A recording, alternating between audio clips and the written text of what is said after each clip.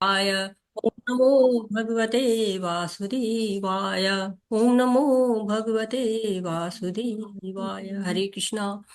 और शुरू करते हैं हम आज का सत्र। और उसके पहले हम अपने आध्यात्मिक गुरु श्री प्रभुपाद जी को नमन करते हैं। नमो निष्ठादास प्रभु जी के, जो कि श्री श्री राधा गोविंदा मंदिर के अध्यक्ष हैं और साथ ही साथ हमारे इस ऑनलाइन पाठ्यक्रम के जनक हैं। चैतन्य महाप्रभु को नमन करते हैं, उनसे आशीर्वाद चाहते हैं। और आप सभी भक्तों को जो है, और अपने आचार्यों को, अपने शिक्षा गुरुओं को, अपने दीक्षा गुरुओं को, सबको नमन करते हैं और सबसे आशीर्वाद चाहते हैं। और शुरू करते हैं आज का सेगमेंट। जो तीसरा अध्याय है, तीसरा अध्याय कल हम पढ़ रहे थे, और तीसरे अध्याय को हम 4 सेगमेंट में बांट सकते हैं। पहला सेगमेंट है कि पहला और दूसरा जो होता है वो अर्जुन का भ्रम होता है। अर्जुन संशय में पड़ जाते हैं कि त्याग करें अथवा कार्य करें। और तीसरे से 16वें तक जो है भगवान बताते हैं कि त्याग जो है वो कठिन है। जो ज्ञान योग का है रास्ता वो कठिन है। एकांत में जाइए और एकांत में जाके भगवान को याद करिए, चिंतन करिए।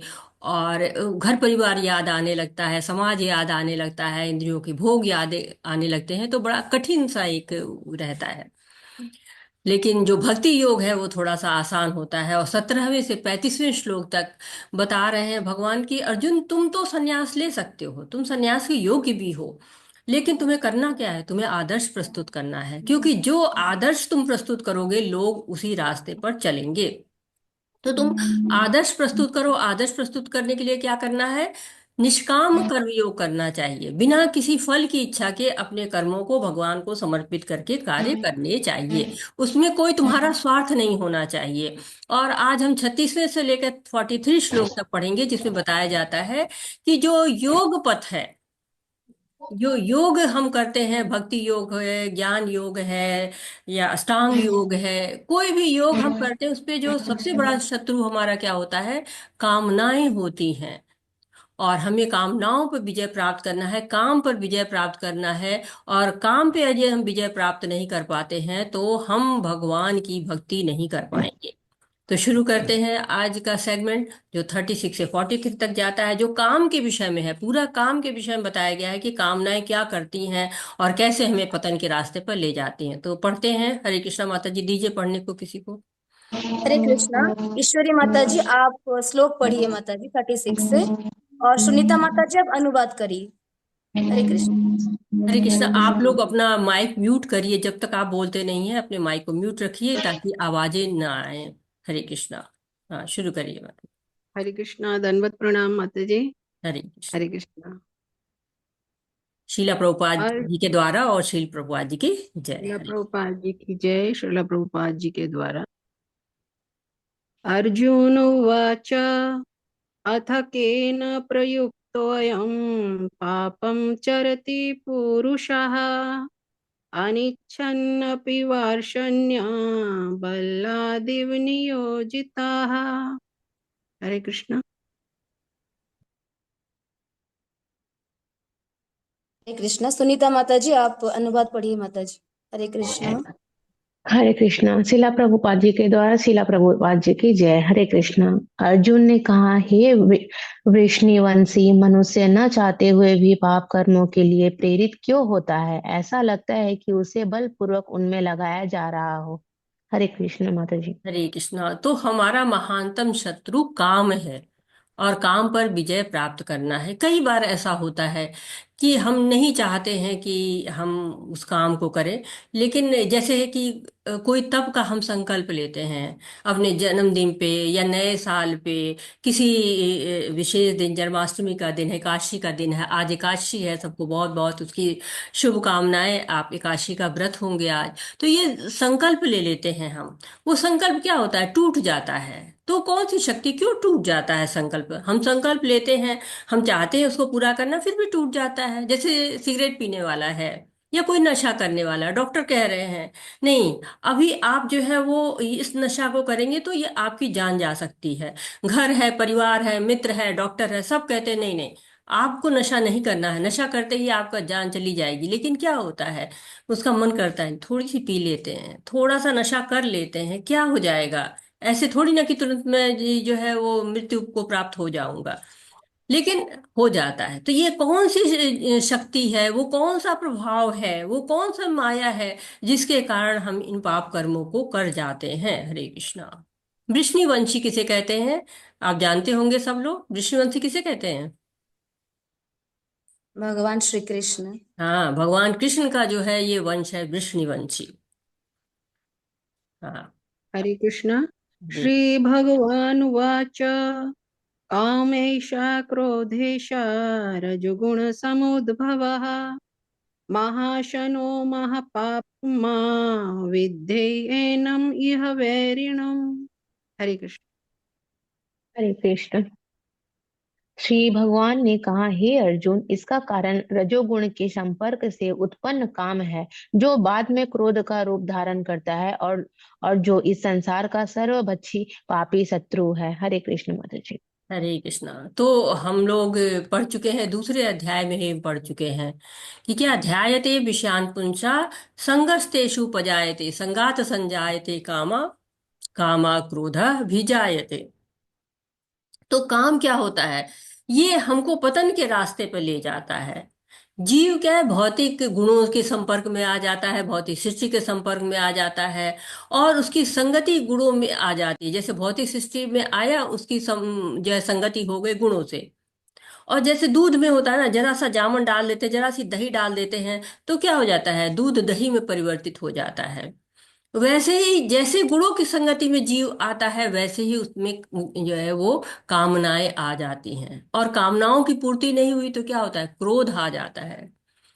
जैसे होता है, बच्चे को खिलौना चाहिए, उसको मनपसंद चीज चाहिए, अब वो नहीं मिलती है तो रोना पैर पटकना शुरू हो जाता है।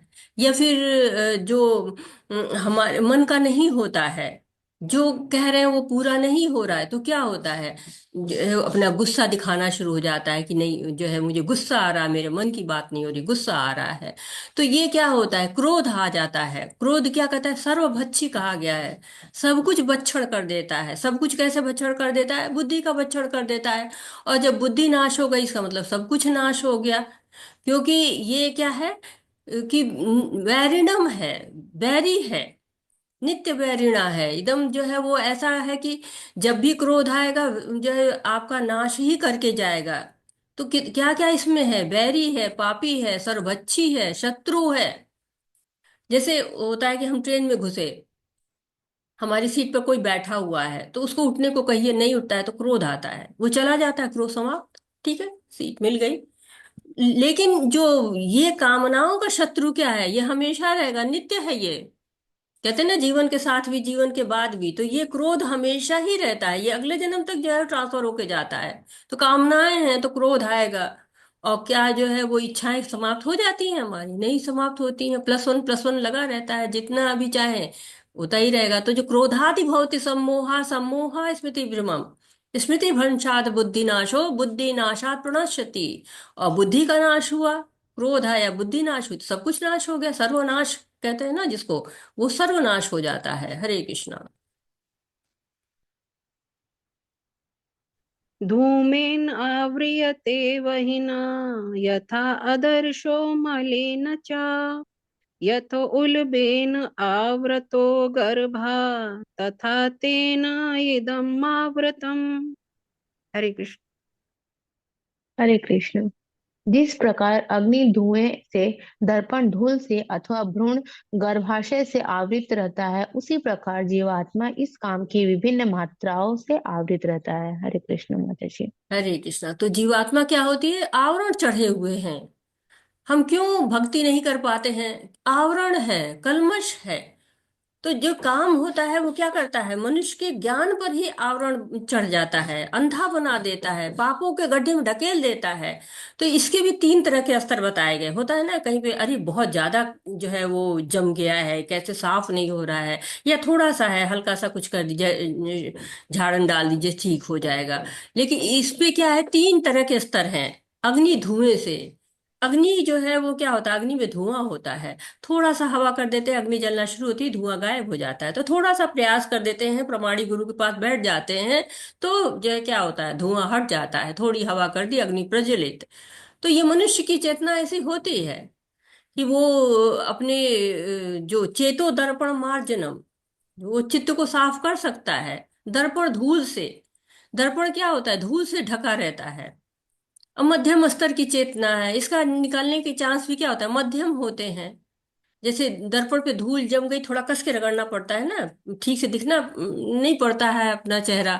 तो ऐसे ही चैतन्य महाप्रभु कहते हैं कि भगवान के पवित्र नाम का संकीर्तन करिए, आपका चेतो दर्पण, चित्त का जो दर्पण है वो साफ हो जाएगा। और तीसरा, जो बहुत ही कठिन गहन काम वासना, निकलने की संभावना ही बहुत कम रहती है। जैसे गर्भ में क्या होता है, भ्रूण होता है, हिलना डुलना कठिन, थोड़ी सी जगह है, इतना ढका है कि दिखाई भी नहीं पड़ता, उसका अंश भर भी नहीं दिखाई पड़ता है। तो क्या होता है, जीव एकदम अज्ञान से ढका हुआ है, उसके अंदर विचार ही नहीं आता है कि इस अज्ञान से हम निकल सकते हैं। तो ये उपमा कहाँ आई है, मनुस्मृति में दी गई है।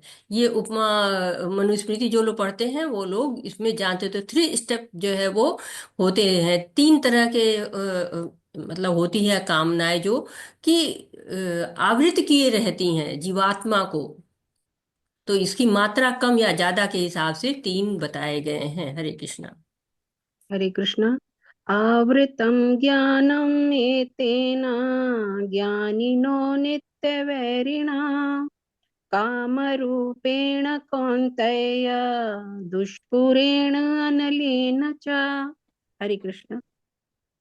हरे कृष्ण। इस प्रकार ज्ञानमय जीवात्मा की शुद्ध चेतना उसके काम रूपी नित्य शत्रु से ढकी रहती है, जो कभी भी तुष्ट नहीं होता और अग्नि के समान जलता रहता है। हरे कृष्ण माता जी। हरे कृष्ण। तो काम क्रोध क्या होता है, नित्य वैरुणा है। हम ठीक समझ ही नहीं पाते हैं कि ये हमारे वैरी भी हैं। हम तो काम को संतुष्ट करने में लगे रहते हैं कि काम संतुष्ट करेंगे हमारी प्रगति होगी, हमारी भौतिक प्रगति हो जाएगी। लेकिन ये क्या है, शास्त्र बता रहे हैं कि पाप कर्म है। भगवत गीता हमको बता रही है कि आग में घी डालेंगे तो आग बढ़ेगी, कामनाओं को पूरी करेंगे तो कामनाएं बढ़ेंगी। तो रुक कैसे सकते हैं, शास्त्रों के वचन के द्वारा रुक सकते हैं। भगवान बता रहे हैं कि इंद्रियों को भोग के रास्ते मत लगाइए, इंद्रियों को जो है वो भगवान के रास्ते में लगाइए। मन को जहां रोकेंगे वहीं रुकेगा। परंतु जब एकदम अपवित्र हो गया, अशुद्ध हो गया, कलमश जम गया, फिर क्या है, फिर तो उसको कितना भी रास्ता बताइए कि हाँ इस रास्ते पे चलिए, तो वो चलने के लिए तैयार नहीं होगा। तो एक तरह से कहते कि कामनाओं को अग्नि की उपमा दी गई है। घी डालो बढ़ती जाएगी, अग्नि में जितना फ्यूल डालते हैं उतना ही बढ़ती है। वैसे कामनाओं को है, थोड़ा आनंद मिलता है तो बढ़ता ही जाता है, खुजलाओ खुजली के समान। जितना खुजलाओ आनंद मिलेगा, फिर बाद में रक्त निकल आएगा, घाव हो जाएगा। और भगवान का ज्ञान ऐसा होता है जो कि हमें रोक सकता है। हरे कृष्णा। हरे कृष्ण। इन्द्रियाणि मनोबुद्धिर् अस्य अधिष्ठानम् उच्यते येष ज्ञानम् आवृत्य देहिनम्। हरे कृष्ण। माता जी। हरे कृष्ण। इंद्रिया, मन तथा बुद्धि इस काम के निवास स्थान है। इनके द्वारा यह काम जीवात्मा के वास्तविक ज्ञान को ढककर उसे मोहित कर लेता है। हरे कृष्ण माता जी। हरे कृष्णा। तो भागवतम में भी इसके बारे में बहुत वर्णन है, काम के बारे में। और यहाँ पर अब बताया जा रहा है कि काम के जो है, जो शत्रु है हमारा, नित्य वैरिणा है। तो जब जो बैरी होता है उसको हम रहने थोड़ी देते अपने पास, चाहते हैं कि समाप्त हो जाए, कहीं दूर जाए, या फिर इसका नाश ही हो जाए। तो कैसे दूर जाएगा, कैसे नाश होगा, पता तो चले रहता कहाँ है, उसका घर कहाँ पर है। तो उसको इंद्रिया मन बुद्धि उसके निवास स्थान है, रहने की जगह भगवान ने बता दी कि ये है जगह। अब इसको खोज के यहाँ से बाहर करो। तो केंद्र बिंदु क्या है, मन है। मन क्या करता है, वो जो इंद्रियां भाव रखती हैं, इंद्रिय विषय की तरफ दौड़ती हैं, उस भाव को मन प्रकट करता है। तो शरण ले ली है काम ने मन और इंद्रियों के पास। और बुद्धि क्या होता है, बुद्धि राजधानी है। बुद्धि क्या है, आत्मा की पड़ोसन है। तो आत्मा भी प्रभावित होती है। तो इंद्रियों ने, इंद्रिय विषय से वो आकर्षित हुए, उसके जो है वो मन इंद्रियों का स्वामी है, तो वो वहां पे पहुंच गया, भाव आने लगे। अब भाव जो है बुद्धि के पास पहुंचे, तो बुद्धि तो राजधानी ही है, वो पूरा जो है बता देती कि नहीं नहीं बहुत बढ़िया है और भोग लो। और बुद्धि जब भोगने को बताती है, भोग शुरू होता है, तो आत्मा पड़ोसिन है, वो भी प्रभावित हो जाती है। आत्मा सोचती अरे वाह, अब अहंकार का जन्म हो गया। मन जो है वो इंद्रियों से दोस्ती कर लेता है और आत्मा को भोग की लत पड़ जाती है और सुख जो है वो मिलना शुरू हो जाता है। तो ये क्या होता है, एक चेन बन जाती है जो हमें आगे से आगे गलत रास्ते पर ही ले जाती है। हरे कृष्णा। हरे कृष्ण। तस्मात् त्वम् इन्द्रियाणि आदौ नियम्य भरत ऋषभ, पापमानं प्रजह्येनं ज्ञान विज्ञान नाशनम। हरे कृष्ण। हरे कृष्णा। इसलिए हे भरतवंशियों, मैं श्रेष्ठ अर्जुन प्रारंभ में ही इंद्रियों को वश में करके इस पाप के महान प्रतीक काम का दमन करो और ज्ञान तथा आत्म साक्षात्कार के इस विनाशकर्ता का वध करो। हरे कृष्ण महाराज जी। हरे कृष्णा। तो क्या बता रहे हैं, अब 3 श्लोक है, 41, 42, 43। इसमें भगवान बताते हैं कि ये काम जो है, जो हमारा नित्य वैरिणा है, दुर्जय शत्रु है, इस पर विजय पाना मुश्किल है, इसका निवास स्थान भी बता दिया। अब बता रहे कि कैसे इसको मारो, तो उपाय बता रहे हैं। तो पहले क्या करना है, पहले पूरे अस्त्र शस्त्र से लैस हो जाइए। कैसे? इंद्रियों को वश में कर दीजिए। इंद्रियों को वश पे करेंगे तो क्या होगा, सीमा पर ही शत्रु रुक जाएगा। अंदर जाके जगह बना लेगा बुद्धि में, आत्मा में, तब तो बहुत निकालना मुश्किल होगा। इंद्रियां स्वयं में ही बहुत ज्यादा प्रबल होती हैं। तो इसको करना क्या है, एकदम सीमा पर ही रोक दीजिए। आगे बढ़ने चाहे बॉर्डर पे ही, जैसे सेनाएं तैनात रहती ना कि दुश्मन अंदर न घुस पाए, वैसे बॉर्डर पे ही जो है वो इंद्रियों को वशीकरण कैसे, अभ्यास से और वैराग्य से वश में कर लीजिए। भगवान का प्रेम करिए, भगवान से प्रेम करिए, अपनी सारी इंद्रियों को भगवान की सेवा में लगाइए। कहा गया, महाभारत के शांति पर्व में भी कहा गया, काम बंधेन भवेक नान्य दस्तीय बंधनम, काम बंधन मुक्तो ही ब्रह्म भूयाय कल्पते। जब काम के बंधन से मुक्त होंगे तभी ब्रह्मभूत अवस्था को प्राप्त होंगे। तो इस बंधन में पड़ना ही नहीं चाहिए, इसको तुरंत ही रोक देना चाहिए। हरे कृष्णा। हरे कृष्ण। इन्द्रियाणि पराणायो इन्द्रिभ्यः परं मनः, मनसस्तु परा बुद्धिर्यो बुद्धे परतस्तु सा। हरे कृष्ण। हरे कृष्ण। कर्मेंद्रिय जड़ पदार्थ की अपेक्षा श्रेष्ठ है। मन इंद्रियों से बढ़कर है, बुद्धि मन से भी उच्च है और वह आत्मा बुद्धि से भी बढ़कर है। हरे कृष्ण माता जी। हरे कृष्णा। तो भगवान बता रहे हैं कि कौन किससे श्रेष्ठ है। तो जो पदार्थ है, जो इस जड़ जगत में जो पदार्थ दिखते हैं, जिससे इंद्रियां आकर्षित होती हैं, तो क्या कहते हैं कि जो पदार्थ है उससे इंद्रियां श्रेष्ठ हैं। क्यों? इंद्रियां चूज कर सकते हैं कि मैं इन पदार्थों के साथ जाऊं या ना जाऊं। तो हमारी कर्मेंद्रियां हैं, ज्ञानेंद्रियां हैं। जैसे कि कर्मेंद्रियां कौन सी है, हाथ है, पैर है, वाणी है, गुदा है, लिंग है, ये श्रेष्ठ है जड़ पदार्थों से। और जड़ पदार्थों से श्रेष्ठ इंद्रियां हैं, इंद्रियों से मन श्रेष्ठ है। क्यों? इंद्रियों का स्वामी है ना। और मन से बुद्धि श्रेष्ठ है। क्यों? बुद्धि बताती है कि क्या सही है क्या गलत है। मन जो है नहीं भेद कर पाता है कि क्या करें क्या ना करें, लेकिन बुद्धि जो है वो बताती है कि नहीं, ये सही है ये करो, ये गलत है ये मत करो। और बुद्धि से भी ऊपर कौन है? आत्मा है। आत्मा क्या है? पराशक्ति है भगवान की।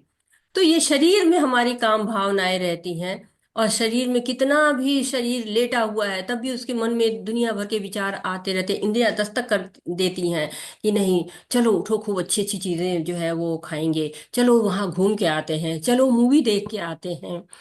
और मन क्या करता है? तुरंत कार्य करना शुरू हो जाता है। लेकिन मन के ऊपर बुद्धि है, अगर बुद्धि टोक दी नहीं, ये गलत काम है, जो है आपको चल के भगवत गीता की क्लासेस लेनी है, मूवी नहीं देखना है, ओटीटी नहीं देखना है, व्यर्थ के समय में ग्राम पंचायत नहीं करनी है। तो क्या होगा, अगर बुद्धि ने मान लिए, हम बुद्धि का कहना है तो ठीक। अब आत्मा के ऊपर भी कौन होता है? बुद्धि के ऊपर आत्मा होती है हमारी। आत्मा भगवान की शक्ति है, अंश है। और आत्मा के ऊपर भी क्या होता है? परमात्मा होते हैं। तो जब आत्मा और परमात्मा एक साथ है, जब उनका उनसे मिल जाते हैं, परमात्मा जो है वो क्या होता है हमारे शरीर में, चैत्य गुरु के रूप में रहते हैं, हमको बताते हैं सही गलत। तो आत्मा परमात्मा का अगर संग हो जाता है तो फिर क्या होता है, मन बुद्धि इंद्रियां सब अपने आप वश में आ जाती हैं। लेकिन अगर इसका उल्टा हो जाता है कि परमात्मा आत्मा में संबंधी नहीं है, और आत्मा और बुद्धि में जो है वो संबंध नहीं है, केवल इंद्रिय मन और बुद्धि का संबंध हो जाता है, तो क्या होता है, फिर पतन का रास्ता अपने आप ही हो जाता है। कहते हैं ना, कठोपनिषद में कहा गया है, आत्मना रतितम विद्धि शरीर रथ में वतु बुद्धि तू सारथी विद्यु मन प्रगहमेव च। तो बुद्धि रूपी अगर सारथी हो और उसका विवेक जागृत रहे, और मन की लगाम इंद्रिय रूपी घोड़े को वश में कर ले, तो मनुष्य कहाँ जाएगा, भगवत धाम जाएगा। और जब भगवत धाम जाते हैं तो वापस नहीं आते, इसका उल्टा हो जाता है। तो क्या होता है, घोड़ा जो है वो बेलगाम हो गया, तो वो रथ को कहीं भी ले जाएगा दौड़ाते हुए, कहीं पलट देगा। और मनुष्य जो है उस गड्ढे से ऊपर निकलने का प्रयत्न भी करेगा तो क्या होगा, चोट लगेगी, खून बहेगा, और कब तक बाहर नहीं निकल पाएगा, जब तक भगवान का हाथ नहीं मिलेगा। कृष्णा जब हाथ देंगे, जब कृष्ण की कृपा होगी, तभी वो बाहर निकल पाएगा। हरे कृष्णा। हरे कृष्ण। एवं बुद्धे परं बुद्ध्वा संस्थाप्य आत्मानम् आत्मना जहि शत्रुं महाबाहो कामरूपं दुरासदम्। हरे कृष्ण। हरे कृष्ण। इस प्रकार हे महाबाहो बाहु अर्जुन, अपने आप को भौतिक इंद्रियों मन तथा बुद्धि से परे जानकर और मन को सावधान आध्यात्मिक बुद्धि कृष्ण भावनामृत से स्थिर करके आध्यात्मिक शक्ति द्वारा इस काम रूपी दुर्जय शत्रु को जीतो। हरे कृष्ण माता जी। हरे कृष्णा। तो यहाँ पे बता दिया है कि क्या करो, क्या करने के लिए भगवान कह रहे हैं कि क्या करो तुम। तो तुमको जो शरीर को आवरण समझिए आत्मा का, तो जब ये समझ में आ जाएगा कि हम आत्मा है, शरीर नहीं है, शरीर केवल आवरण मात्र है, तब हम भौतिक जो इंद्रियां हमारी हैं उनको और मन को बुद्धि को सबको स्थिर कर लेंगे और भगवान की सेवा में लगा देंगे, और तब दिव्य स्थिति को प्राप्त कर पाएंगे। तो 3 स्टेप्स फॉर्मूला यहाँ पर आ गया है कि निवास स्थान ढूंढना है। वो निवास स्थान कहाँ है, इंद्रिया मन और बुद्धि है। फिर उनको क्या करना है, वध करना है। कैसे वध होगे, इंद्रियों को नियंत्रित करके, मन को नियंत्रित करके। और तीसरा क्या है, बुद्धि को मजबूत कर देना है, आध्यात्मिकता में रहना है। जब आध्यात्मिक ज्ञान आ जाता है तो इंद्रियां नियंत्रित हो जाती हैं। और ये जो आध्यात्मिक ज्ञान है वो आएगा कहाँ से, इसके लिए हमारा अगला अध्याय आता है। तो अगले अध्याय में हम पढ़ेंगे इस ज्ञान के बारे में। हरे कृष्णा, हरे कृष्णा, कृष्ण कृष्ण हरे हरे, हरे रामा राम राम हरे हरे, हरे कृष्णा कृष्ण कृष्ण हरे हरे, हरे राम राम राम हरे हरे। तो हमारा चौथा अध्याय शुरू होता है। हरे कृष्णा। दीजिए माता जी पढ़ने। हरे कृष्णा। अत्रे माता जी, माता जी आप 12 श्लोक तक पढ़िए। कल्पना माता जी आप अनुवाद पढ़िए माता जी। हरे कृष्णा। हरे कृष्ण। ओम श्री परमात्मने नमः। अथ चतुर्थाय्यध्यायः। श्री भगवानुवाच इवं विवस्वते योगं प्रोक्तवानहमव्ययम् विवस्वान् मनवे प्राह मनोरीक्ष्वा कये ब्रवीत्। हरे कृष्ण। हरे कृष्ण माता जी। भगवान श्री कृष्ण ने कहा, मैंने इस अमर योग विद्या का उपदेश सूर्यदेव विवस्वान को दिया और विवस्वान ने मनुष्य के पिता मनु को उपदेश दिया और मनु ने इसका उपदेश इक्ष्वाकु को दिया। हरे कृष्ण। हरे कृष्णा। तो तीसरा अध्याय में हमने क्या पढ़ा था, इसको रिकैप कर लेते हैं। कि अर्जुन को भ्रम हो गया, संशय हो गया कि त्याग करूं कि कार्य करूं। और भगवान ने इसका बताया कि त्याग जो है वो भी कर सकते हैं, त्याग के द्वारा भी हम भगवान तक पहुंच सकते हैं। लेकिन श्रेष्ठकर क्या होगा कि निष्काम कर्म योग करें। ज्ञान योग से जो है वो अच्छा है कि हम निष्काम कर्म योग को करें। तो दो तरह के लोग होते हैं, कुछ लोग ज्ञान योग का अभ्यास करते हैं, कुछ लोग कर्म योग अथवा बुद्धि योग का अभ्यास करते हैं। और बताया कि निष्क्रिय नहीं रह सकते हैं, कोई भी क्षण भर के लिए भी बिना कर्म किए नहीं रह सकता है, तो कर्म सबको करना पड़ेगा।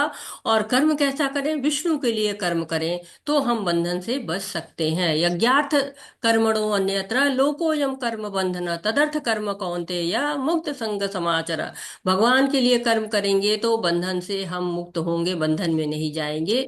और मनुष्य और देवताओं के बीच जो है वो एक सहयोग रहता है कि उससे क्या होगा, यज्ञ करिए, यज्ञ करेंगे तो जो भी मनुष्य की जरूरतें हैं वो देवताओं के सहयोग से सबको प्राप्त होंगी।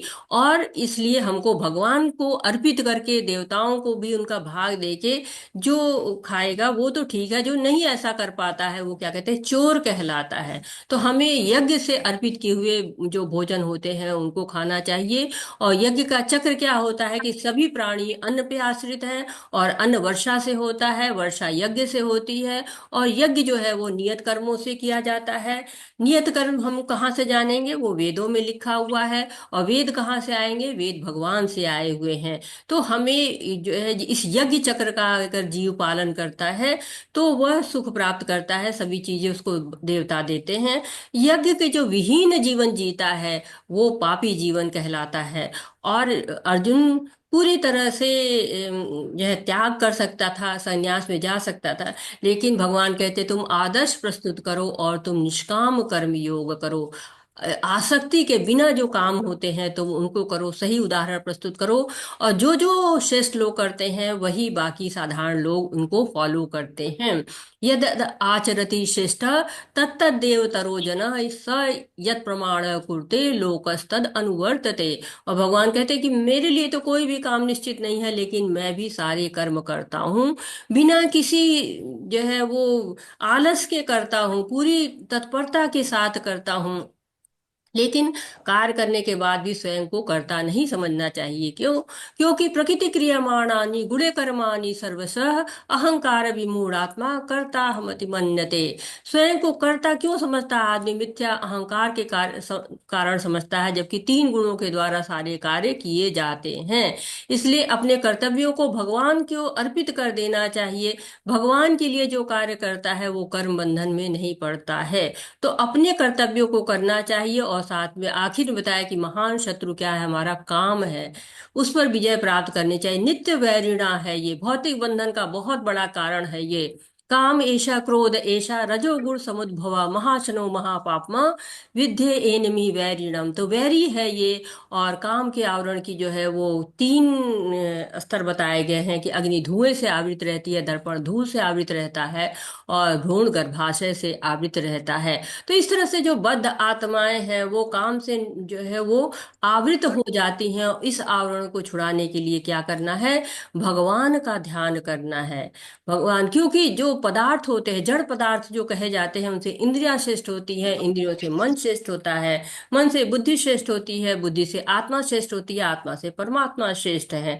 जो अपने आत्मा को परमात्मा में लगा देता है वो इस दुर्जय शत्रु को जीत जाता है। ये दुर्जय शत्रु है। अब हम आते हैं चौथे अध्याय पे। फिर चौथे अध्याय में दिव्य ज्ञान बताया गया है। जैसा कि मैं हमेशा कहती हूँ कि जो ज्ञान का अध्याय है और वो सैंडविच की तरह से है, आगे पीछे कर्म लगा हुआ है। जैसे सैंडविच में ब्रेड होती है, दोनों तरफ बीच में स्टफिंग होती है, वैसे ही तीसरा अध्याय भी कर्म है, पांचवा अध्याय भी कर्म है, बीच में ज्ञान आ जाता है। ज्ञान की क्या जरूरत पड़ गई है? क्योंकि भगवान ने बताया है ना कि ज्ञान चाहिए। ज्ञान के द्वारा हम जो है वो सारे कर्मों को करेंगे तो हमारे कर्म भगवान के लिए हो जाएंगे। इसलिए ज्ञान भगवान दे रहे हैं इस समय। और ज्ञान में इस यहाँ पे जो चौथा अध्याय है ये कितने सेगमेंट्स में है देखते हैं हम। ये पहले से चार जो श्लोक हैं उसमें दिव्य ज्ञान की परंपरा के बारे में बताया गया है। और 5 से 10 में बताया गया कि भगवान अवतरित क्यों होते हैं, प्रकट क्यों होते हैं। और 11 से 15 श्लोक बता देते हैं कि कृष्ण ही सब कुछ है। चाहे हम किसी की भी पूजा करें, देवी देवताओं किसी की भी पूजा करें, लेकिन अप्रत्यक्ष रूप से हम कृष्ण की ही पूजा करते हैं। और 16 से 24 तक बता रहे हैं कि कर्म को समझना, कर्म को हम जाने। कर्म की कहते हैं ना कि कर्म की गति न्यारी है। कर्म को बहुत समझना कठिन है, लेकिन हाँ, भगवान के द्वारा हम इसको समझ सकते हैं। और 25 से 33 तक बताया गया कि यज्ञ के द्वारा हम कैसे जो है वो मुक्त हो सकते हैं, कैसे ज्ञान को प्राप्त कर सकते हैं। और 34 से 42 तक बताया गया कि कैसे ज्ञान जो हम प्राप्त करते हैं उसके क्या परिणाम होते हैं, उसकी महिमा क्या होती है और उससे लाभ क्या होते हैं। तो भगवान ने बताया था पिछले अध्याय में, तीसरे अध्याय में, कि काम वासना भौतिक बंधन का कारण है और उससे छूट कैसे सकते हैं, आध्यात्मिक बुद्धि से छूट सकते हैं। तो यहाँ पर उस आध्यात्मिक बुद्धि का वर्णन किया जा रहा है, दिव्य ज्ञान की परंपरा का वर्णन किया जा रहा है। तो क्या कहते हैं, सबसे पहले जो है भगवान कह रहे हैं कि भगवान की वाणी से ये अध्याय शुरू हो रहा है, भगवान वाचा से, तो बहुत ही महत्वपूर्ण हो जाता है। क्यों? क्योंकि अर्जुन ने कोई प्रश्न नहीं किया है, भगवान हमसे कुछ बताना चाह रहे हैं, हमसे बात करना चाह रहे हैं। हमारे मन में भी प्रश्न आ रहा है कि भगवत गीता तो सभी शास्त्रों का सार है, बहुत देर से चली आई है, जबकि पृथ्वी का इतिहास तो बहुत पुराना है। बड़ा अवतार हम जानते हैं कि सतयुग में हुआ था और पहले आ जाना चाहिए था भगवत गीता को। तो भगवान बता रहे हैं कि नहीं, ये अनादिकाल से है। सबसे पहले ये ज्ञान सूर्यदेव विवस्वान को दिया गया। विवस्वान ने मनुष्यों के पिता मनु को दिया और मनु के बाद जो है वो इक्ष्वाकु के पास ये ज्ञान आया था। इक्ष्वाकु कौन थे? रघुकुल में थे, जिसमें भगवान राम ने अवतार लिया था। तो ये आज का नहीं है, कम से कम तो ये, अगर हम मनु के आयु की गणना करते हैं तो कम से कम 12 करोड़ साल पहले जो है वो ये भगवत गीता सूर्यदेव विवस्वान को सुनाई गई थी। तो बहुत लंबा समय हो गया है। लेकिन क्यों ऐसा क्यों हो गया, फिर हमको पता क्यों नहीं है इसके बारे में? इसका आंसर, इसका उत्तर भगवान दे रहे हैं दूसरे श्लोक में। हरे कृष्णा। हरे कृष्ण। एवं परंपरा प्राप्तम इमं राजऋषयो विदुः शाकाले नेह महता योगो नष्ट परन्तप। हरे कृष्ण। हरे कृष्ण। इस प्रकार यह परम विज्ञान गुरु परंपरा द्वारा प्राप्त किया गया और राजर्षियों ने इस विधि से इसे समझा, किंतु कालक्रम में यह परंपरा छिन्न हो गई, अतः वह विज्ञान यथा रूप में लुप्त हो गया लगता है। हरे कृष्ण। हरे कृष्णा।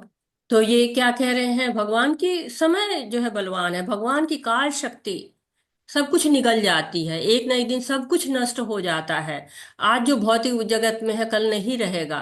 तो काल के द्वारा सब समाप्त कर दिया जाता है और इसीलिए ये ज्ञान भी समाप्त हो गया। तो भगवान का ज्ञान कैसे प्राप्त करें, एक ये भी यहाँ पर बताया जा रहा है कि एवं परंपरा प्राप्ति, परंपरा से सीखना चाहिए, गुरु शिष्य परंपरा से जानना चाहिए। क्योंकि जो काल की शक्ति से ज्ञान नष्ट हो गया था वो अर्जुन को दिया जा रहा है। इदम राज ऋषियों विदु, पहले राज ऋषियों को भी ये परंपरा से ज्ञान प्राप्त हुआ था। राज ऋषि कौन थे? राजा भी थे और ऋषि भी थे, जैसे कि परीक्षित महाराज हैं, राजा युधिष्ठिर हैं, जनक हैं, इक्ष्वाकु हैं, ये लोग भी भक्त भी थे। तो ये ज्ञान राजाओं को इसीलिए दिया जाता है था क्योंकि राजा पूरे राज्य का प्रतिनिधित्व करता था। कहते हैं ना, यथा राजा तथा प्रजा। तो जैसा राजा कार्य करता है प्रजा भी वैसा ही कार्य करते हैं। यत यत आचरति श्रेष्ठा तत्त देवतरो जना, जैसे लोग श्रेष्ठ लोग कार्य करेंगे पीछे से लोग भी उनका अनुसरण करेंगे। तो ये ज्ञान नष्ट नहीं हुआ, लुप्त हो गया है। लुप्त क्यों हो गया? लोग अपने अपने मनोधर्म के अनुसार उसकी व्याख्या करना शुरू कर दिए। तो भगवान ने हमें चार जो है वो संप्रदाय दिए हुए हैं। पद्म पुराण में इसका जो है वो वर्णन किया गया है। एक तो है कि ब्रह्म संप्रदाय, वो भगवान ने ब्रह्मा जी को ज्ञान दिया, वहां से नारद जी को आया। ये ब्रह्म संहिता में भी इसमें बताया गया है, तेने ब्रह्म हृदय आदि कवि, भागवतम में कहा गया है कि ब्रह्मा जी के हृदय में ज्ञान दिया था भगवान ने। इसके मुख्य आचार्य माधवाचार्य जी हैं। श्री लक्ष्मी संप्रदाय है, उसके मुख्य आचार्य रामानुजाचार्य जी हैं। रुद्र संप्रदाय है, उसको विष्णु स्वामी जी उसके मुख्य आचार्य हैं। और चतुर्कुमार संप्रदाय है, कुमार लोग का जो ब्रह्मा के पुत्र थे उनके निम्बकाचार्य उसके आचार्य जी हैं। तो इस तरह से हमें इन चार परंपराओं से ही सुनना चाहिए, अन्य किसी जगह से नहीं सुनना चाहिए, ऐसा भगवान हमें बता रहे हैं। हरे कृष्णा। शयेवायं मया तेद्य योगभक्तो पुरातनः भक्तोऽसि मे सखा चेति रहस्यं हि तदुत्तमम्। हरे कृष्ण। हरे कृष्ण। आज मेरे द्वारा वही यह प्राचीन योग यानी परमेश्वर के साथ अपने संबंध का विज्ञान तुमसे कहा जा रहा है, क्योंकि तुम मेरे भक्त तथा मित्र हो। एक मिनट। तो अतः तुम इस विज्ञान के दिव्य रहस्य को समझ सकते हो। हरे कृष्ण। हरे कृष्णा। तो प्रभुपाद जी कह रहे हैं कि मनुष्य की दो श्रेणियां होती हैं, भक्त और असुर। तो अर्जुन क्या थे? भक्त थे। भक्त लोग को ही ये ज्ञान दिया जाता है, असुर लोग को तो समझ में ही नहीं आएगा। तो सही अर्थ भगवान बता रहे हैं कि आत्मा और परमात्मा के संबंध का विज्ञान, ये जो है योग का सही अर्थ यही होता है। तो भगवान यहाँ ज्ञान विज्ञान अर्जुन को बता रहे हैं, किस लिए? भक्त भी है और मित्र भी है। तो हमको भी क्या करना है? हमको भी भक्त बनना है। क्यों? तभी हमको क्या आ गया? उत्तम रहस्य, उत्तमम, जो तम अंधेरे से भी जो ऊपर है, और रहस्य भी है। तो जो परंपरा में रहेगा उसी को तो रहस्य बताया जाएगा, परंपरा के बाहर तो रहस्य को नहीं बताया जाएगा। जैसे हर घर के क्या होते हैं, अपने अपने संस्कार होते हैं, हर परिवार के सदस्य उसको जानते हैं, लेकिन बाकी के लोगों को नहीं पता। तो हम लोग कहते हैं ना, हमारे यहाँ ये नहीं होता है। क्यों? ये चीजें हमारे यहाँ नहीं होती, क्योंकि हमारे घर का ये संस्कार नहीं है। तो भगवान उस रहस्य को यहाँ पर हमारे सामने रख रहे हैं। हरे कृष्णा। अर्जुन उवाच अपरं भवतो जन्म परं जन्म विवस्वतः कथमेतद्विजानीयं त्वमादौ प्रक्तवानिति। हरे कृष्ण। हरे कृष्ण। अर्जुन ने कहा, सूर्यदेव विवस्वान आपसे पहले हो चुके ज्येष्ठ हैं, तो फिर मैं कैसे समझू कि प्रारंभ में भी आपने उन्हें इस विद्या का उपदेश दिया। हरे कृष्ण। हरे कृष्णा। तो अर्जुन जो है थोड़े आश्चर्य में पड़ रहे हैं कि अरे, ऐसा कैसे हो गया? आप तो हमारे सामने हैं, हमारे आयु के आसपास खड़े हैं, सूर्यदेव विवस्वान कितने पहले थे आपसे, तो कैसे संभव है? अर्जुन तो मित्र है, सब जानते हैं। तो हमें बताना चाह रहे हैं कि हम जैसे असुरों के लिए ये है, जो भगवान को नहीं जानते हैं, साधारण पुरुष मानते हैं। जो भक्त होते हैं वो क्या होते हैं? वो तो भगवान के साथ 12 रसों में जुड़ जाते हैं। जैसे शांत रस, 5 प्रमुख रस होते हैं, शांत रस, वात्सल्य रस, साख्य रस, और साथ ही साथ दास्य रस, माधुर्य रस। तो भक्त तो इससे जुड़ जाते हैं। भगवान क्या है? अखिल मूर्ति रसराज हैं, और भक्त उनके साथ रस से जुड़ जाते हैं। लेकिन असुर क्या होते हैं? वो तो भगवान को जानते ही नहीं है, साधारण मनुष्य समझते हैं। भगवान कहते हैं ना, भक्त्या माम अभिजानाति। तो भक्त ही मुझे जानते हैं, भक्त भगवान को जानते हैं। और भगवान आते हैं यहाँ पर, बहुत सारी लौकिक अलौकिक लीलाएं करते रहते हैं। भगवान के अवतरण का जो है वो दिव्य स्वभाव होता है। ये यहाँ पर हम जानेंगे आगे के श्लोकों में, 5वें से 10 श्लोक तक। हरे कृष्णा। श्रीभगवानुवाच बहूनि मे व्यतीतानि जन्मनि तव चार्जुन तन्नहं वेद सर्वाणि न त्वं विद्थ परन्तप। हरे कृष्ण। हरे कृष्ण। श्री भगवान ने कहा, तुम्हारे तथा मेरे अनेक अनेक जन्म हो चुके हैं, मुझे तो उस सबका स्मरण है, किंतु ये परम तप तुम्हें उनका स्मरण नहीं रह सकता है। हरे कृष्ण। हरे कृष्णा। तो भगवान कह रहे हैं कि मुझे जो है वो मेरे और तुम्हारे अनेक जन्म हो गए हैं, परंतप शत्रुओं का दमन करने वाले। भगवान कह रहे हैं तुम शत्रुओं का दमन कर सकते हो, जबकि वो अपना जो गांडीव धनुष है नीचे रख चुके हैं। तो भगवान कह रहे हैं हमारे तुम्हारे तो अनेक जन्म हो चुके हैं। भगवान और जीव में यही अंतर होता है ना, भगवान का अवतार होता है, जीव जो है वो जन्म लेता है। भगवान और उनके जन्म में यही अंतर होता है, भगवान प्रकट होते हैं, अवतार लेते हैं। ब्रह्म संहिता में भी कहा गया है, अद्वैतम अच्युतम अनादि अनंत रूपम पुराण पुरुष नवयौना च वैदेश दुर्लभ दुर्लभम आत्मभक्तो गोविंद आदि पुरुषम तमहम भजामी। तो भगवान के अद्वैत है, अच्युत हैं, अनंत रूप वाले हैं, और भगवान को सब याद रहता है। सारी स्मृति रहती है, आगे पीछे भूत भविष्य वर्तमान सब जानते हैं। जीव को नहीं रहता है। जीव तो इस जन्म में जो है वो जो है वही याद ले, बहुत कर ले, बहुत बड़ी बात है। 4 दिन पहले क्या खाया था याद ही नहीं, 5 दिन पहले क्या पहना था याद ही नहीं, कल क्या किया था याद ही नहीं। तो जो जीव होता है उसको तो स्मृति विस्मृति सब होती रहती है, लेकिन भगवान को सब याद रहता है। लेकिन हाँ, अगर भगवान की कृपा हो जाए तो जीव को भी याद रहता है। जैसे जड़ भरत थे, हिरण के रूप में आए तो उनको पिछला जन्म याद था। क्यों? भगवान चाह रहे थे कि उनको याद रहे, ताकि वो इस जो जन्म मृत्यु जरा व्याधि के चक्र से निकल पाए। बहुत बड़े भक्त थे वो। इसलिए भगवान कहते हैं ना, स्मृति और विस्मृति सब भगवान ही देने वाले हैं। हरे कृष्णा। अजोऽपि मय्यात्मा भूतानां ईश्वरोऽपि शान् प्रकृतिं स्वामधिष्ठाय सम्भवम् आत्मा मायया। हरे कृष्ण। हरे कृष्ण। यद्यपि मैं आजन्म तथा अविनाशी हूँ और यद्यपि मैं समस्त जीवों का स्वामी हूँ, तो भी प्रत्येक युग में मैं अपने आदि दिव्य रूप में प्रकट होता हूँ। हरे कृष्ण। हरे कृष्णा। तो भगवान क्या है? अजोपी है, अजन्मा है। तो भगवान भी अजन्मा है, आत्मा भी अजन्मा है। कहा है दूसरे अध्याय में, अजो नित्यो शास्त्रो या पुराणो न हन्यते हन्यमाने शरीरे। तो भगवान ने आत्मा को भी अजन्मा कहा है। भगवान शरीर जो है वो भौतिक लेकर नहीं आते हैं। शरीर उनका दिव्य होता है। देवकी वासुदेव के जो है आए, उनके पास प्रकट हुए। जैसे वासुदेव के हृदय में आए, फिर वासुदेव के जो है हृदय में, फिर देवकी के मन में, फिर देवकी के मन से उनके गर्भ में। तो ऐसे उनका प्रकट हुए, वो मनुष्य रूप में अवतरित होते हैं। कहते हैं जब मैं मनुष्य रूप में आता हूं तो मूर्ख लोग मुझे नहीं समझ पाते हैं। क्यों? क्योंकि भगवान के दिव्य स्वभाव को वो नहीं जानते। अवजानन्ति मां मूढ़ा मानुषी तनुमाश्रितम परम भावम जानन्तो मम भूत महेश्वरम। तो भगवान को सभी लोग नहीं जान पाते हैं। हरे कृष्णा। यदा यदा हि धर्मस्य ग्लानिर्भवति भारत अभ्युत्थानम् अधर्मस्य तदात्मानं सृजाम्यहम्। हरे कृष्ण।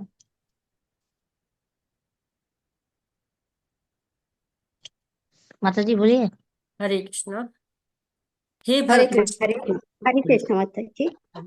हे भरतवंशी, जब भी जहाँ भी धर्म का पतन होता है और अधर्म की प्रधानता होने लगती है, तब तब मैं अवतार लेता हूँ। हरे कृष्ण। हरे कृष्णा। तो ये श्लोक बहुत ही महत्वपूर्ण श्लोक है, सब लोगों ने सुना होगा। महाभारत सीरियल आता था, बहुत ही प्रचलित श्लोक था। तो भगवान बता रहे हैं कि कब कब वो जन्म लेते हैं। जब जब क्या होता है, अधर्म बढ़ने लगता है।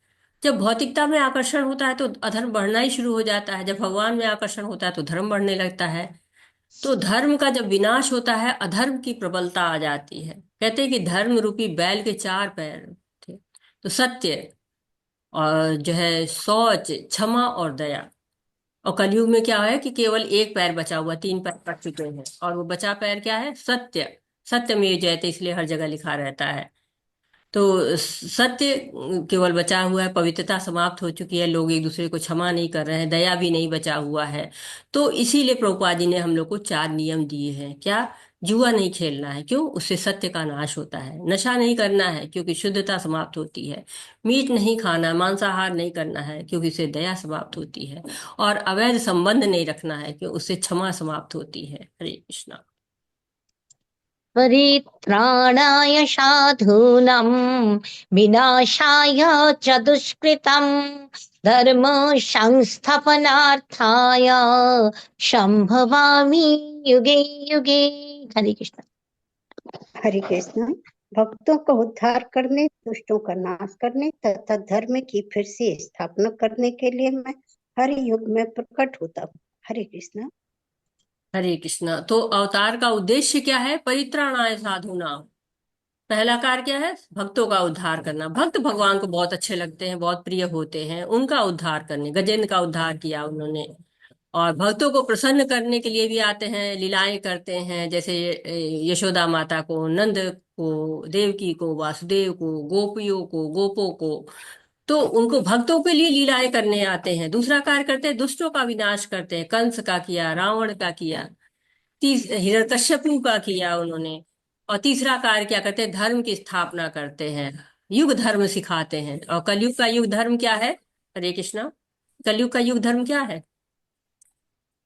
नाम हरि नाम संकीर्तन। माला नाम जप करना। हाँ, हरि नाम नाम जप करना। कलयुग केवल नाम अधारा। तो कलयुग में कहते हैं कि केवल नाम संकीर्तन करना है। हरे कृष्णा कृष्ण कृष्णा हरे हरे, हरे रामा राम रामा हरे हरे। केवल नाम के द्वारा ही हम भगवान को प्राप्त कर सकते हैं कलयुग में। हरे कृष्णा। जन्म कर्म च मे दिव्यम् एवं यो वेत्ति तत्त्वतः त्यक्त्वा देहं पुनर्जन्म नैति मामेति अर्जुन। हरे कृष्ण। हरि कृष्ण। हे अर्जुन, जो मेरे आविर्भाव तथा कर्मों की दिव्य प्रकृति को जानता है, वह इस शरीर को छोड़ने पर इस भौतिक भौतिक संसार में पुनः जन्म नहीं लेता, अपितु मेरे सनातन धाम को प्राप्त होता। हरे कृष्ण। हरे कृष्णा। तो प्रभुपाद जी ने लिखा है, छठे श्लोक में भगवान के दिव्य धाम से उनके अवतरण की व्याख्या हो चुकी है। जो मनुष्य भगवान के आविर्भाव के सत्य को समझ लेता है, वह इस भवबंधन से मुक्त हो जाता है और इस शरीर को छोड़ते ही तुरंत भगवान के धाम को लौट जाता है। तो भगवान का जन्म भी दिव्य है, कर्म भी दिव्य है। दोनों को जान जाइए, सनातन धर्म जो है वो मिल जाएगा। और कहते हैं कि भगवत गीता में भगवान ये भी कहते हैं, एक को भी जान लीजिए तो भगवान मिल जाएंगे। 10वां अध्याय जब हम पढ़ेंगे तो उसमें लिखा हुआ है, यो माम जन्मादि च वेति लोक महेश्वरम असमूढ़ समृत्येषु सर्व पापे प्रमुच्यते। तो जो भगवान को जान ले कि हाँ वो समस्त लोक के स्वामी हैं, वही मोह रहित हो जाएगा, वही पाप से मुक्त हो जाएगा। तो ये मुक्ति कैसे होगी, ये हम इस अध्याय में पढ़ेंगे। और भगवान के गोलोक धाम को हम जानते बड़ा सुंदर है, चिंतामणि धाम है, सुरभि गाय है, वहां कल्प वृक्ष है। देवता तक लोग वहां नहीं पहुंच पाते हैं, लेकिन जब जन्म मृत्यु जरा व्याधि का चक्र समाप्त हो जाता है भगवान की भक्ति से, तो हम वहां पहुंच जाते हैं। हरे कृष्णा।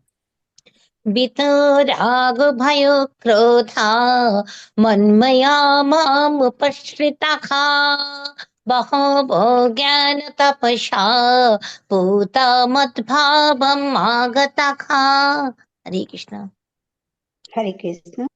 आसक्ति, भय तथा क्रोध से मुक्त होकर मुझ में पूर्णतः तन्मय होकर और मेरी शरण में आकर बहुत से व्यक्ति भूतकाल में मेरे ज्ञान से पवित्र हो चुके हैं। इस प्रकार से उन सबों ने मेरे प्रति दिव्य प्रेम को प्राप्त किया। हरे कृष्ण।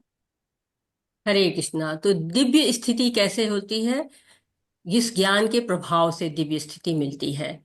ज्ञान भगवान का हो और तपस्या भगवान के लिए करते हैं, तो फिर क्या हो जाता है, भगवत धाम की प्राप्ति हो जाती है, शुद्धि हो जाती है हमारी। भगवान का नाम का जप करें, शास्त्रों का श्रवण करें, कीर्तन करें, भगवान के नाम गुण रूप लीला का ध्यान करें, तो आसक्ति भय क्रोध सब समाप्त हो जाते हैं। जब तक हम आसक्त रहेंगे इस भौतिक जगत से, इस जो है गुणों से फंसे रहेंगे, तब तक भगवान को नहीं समझ पाएंगे। और ये देहात बुद्धि से हम कृष्ण के धाम तो पहुंच ही नहीं सकते हैं।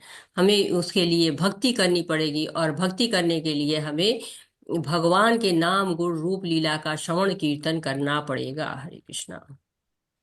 ये यथा मम प्रपद्यन्ते तंस्तथैव भजाम्यहम् मम वर्त्मानुवर्तन्ते मनुष्य पार्थ सर्वशः। हरे कृष्ण। हरे कृष्ण। जिस भाव से सारे लोग मेरी शरण ग्रहण करते हैं, उसी के अनुरूप मैं उन्हें फल देता हूँ। हे पार्थ, प्रत्येक व्यक्ति सभी प्रकार से मेरे पद का अनुगमन करता है। हरे कृष्ण। हरे कृष्णा। तो भगवान जो है वो प्रेम भगवान का पाना है। भक्ति रसामृत सिंधु में भक्ति का विज्ञान इस प्रकार बताया गया, आदो श्रद्धा तथा साधु संगोष्ठ भजन क्रिया ततो अनर्थ निवृत्ति सा ततो निष्ठा रुचिस्तथा अथा शक्ति ततो भाव तत् प्रेमाभ्युच्यति साधना साधका नाम य प्रेम प्रादुर्भावे भवेत क्रम। तो ये भक्ति का विज्ञान है। आदो श्रद्धा, उससे साथ साधु संग करते हैं, फिर भजन क्रिया होती है, उससे अनर्थ निवृत्ति हो जाती है, उससे निष्ठा होती है, निष्ठा से रुचि होती है, रुचि से क्या होता है कि हम भाव से पहुंचते हैं, भाव से प्रेम तक पहुंच जाते हैं। तो ये हमें जो है वो जानना चाहिए कि हम कैसे धीरे धीरे भगवान की जो है वो प्रेमा अवस्था तक पहुंच सकते हैं, और जब प्रेमा अवस्था तक पा जाते हैं तो भगवान के धाम की प्राप्ति हो जाती है। तो भगवान कहते हैं जिस भाव से आप शरण ग्रहण करेंगे उसी भाव के अनुरूप आपको फल मिलेगा। आदान प्रदान भगवान करते हैं। भगवान को यदि मित्र के भाव से देखेंगे तो मित्र के रूप में आपको मिलेगा उनसे आदान प्रदान, पति के रूप में, पुत्र के रूप में। जैसे जिस भाव से लोग उनके जिस रस से जुड़ना चाहते हैं, भगवान उसी भाव से उसी रस से संपर्क करते हैं, उसी से संबंध बनाते हैं।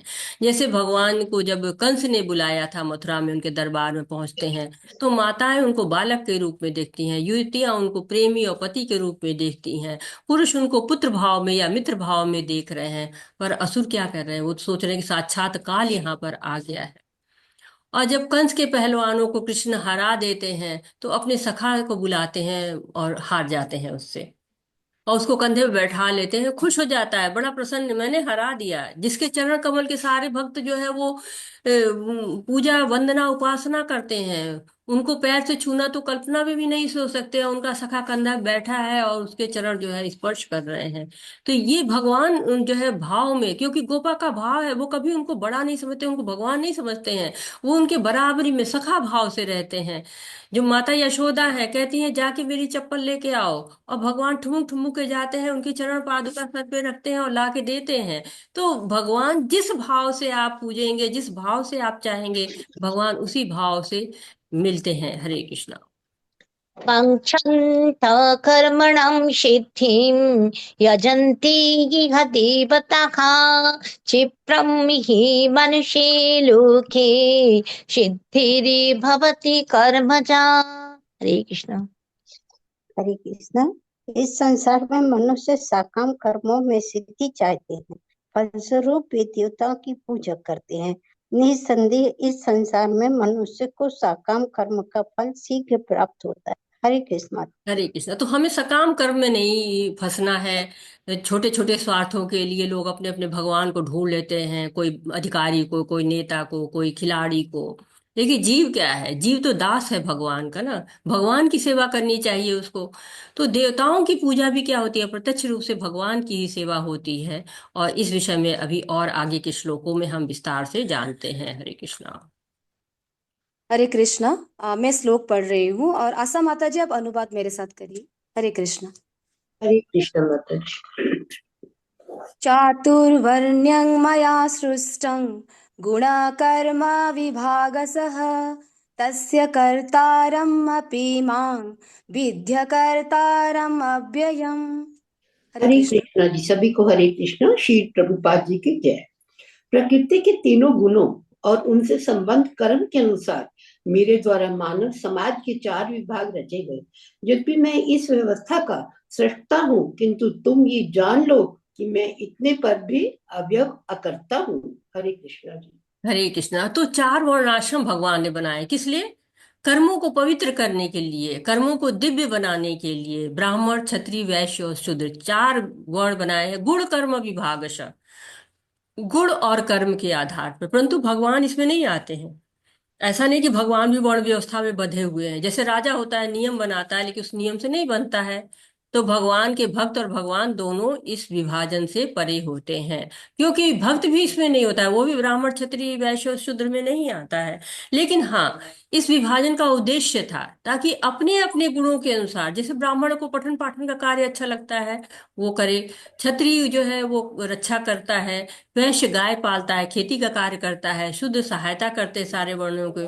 और इनके द्वारा करते करते भगवान की संतुष्टि के लिए कार्य करना ही इसका उद्देश्य था। हरे कृष्णा।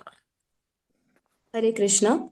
न मां कर्माणि लिम्पन्ति न मे कर्म फले स्पृहा इति मां यो अभिजानाति कर्मभिर्न स बध्यते।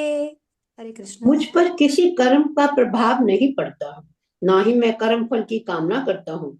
जो मेरे संबंध में इस सत्य को जानता है वह भी कर्मों के फल के पाश में नहीं बंधता। हरे कृष्ण जी। हरे कृष्णा। तो कर्म के विधान भगवान ने किस लिए बनाए हैं? जो है जीव के लिए, मनुष्य के लिए बनाए हैं। भगवान तो सृष्टि की रचना करते हैं, लेकिन वो कर्तापन में नहीं फंसते हैं, वो अकर्तापन है, वो गुणों में नहीं फंसते हैं, वो गुणातीत है, गुणाधीश है। बल्कि वो सब गुण, वो जो प्रकृति के तीन गुण हैं, वो उनके अध्यक्षता में कार्य करते हैं, उनके अधीन कार्य करते हैं। हम मूर्खता करते हैं, हम गुणों में फंसते हैं। अगर हम भगवान को ही सारे कार्य समर्पित कर दे तो क्या है, गुणाधीश है, वो सारे कर्तापन को ले लेंगे, कर्तापन रहेगा ही नहीं। भगवान सृष्टि करते हैं, पालना करते हैं, संहार करते हैं, लेकिन जो है वो उसमें लिप्त नहीं होते हैं। जैसे मकड़ी का जाला होता है, मकड़ी जाला बुनती है, उसमें कीट पतंगे फंसते हैं, मकड़ी नहीं फंसती, आराम से विचरण करती रहती है। लेकिन एक समय आता है वो सारे जाले को निकल जाती है। वैसे ही भगवान सृष्टि बनाते हैं, पालना करते हैं, और अंत में सारी सृष्टि उनके अंदर ही समा जाती है। हरे कृष्णा। हरे कृष्ण। एवं ज्ञात्वा कृतं कर्म पूर्वैरपि मुमुक्षुभिः कुरु कर्मेव तस्मात् त्वं पूर्वैः पूर्वतरं कृतम्।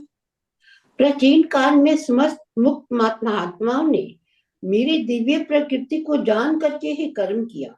अतः तुम्हें चाहिए कि उनके पद चिन्हों का अनुसरण करते हुए अपने कर्तव्य का पालन करो। हरे कृष्ण जी। हरे कृष्ण। मुमुक्ष भी, मुक्त लोग जो हैं, मुक्त लोग की यहाँ पे बात की गई है कि जो मुमुक्ष होते हैं, मुक्त होते हैं, तो वो लोग क्या करते हैं, भगवान के लिए कर्म करते हैं, भगवान में स्थित होकर कर्म करते हैं।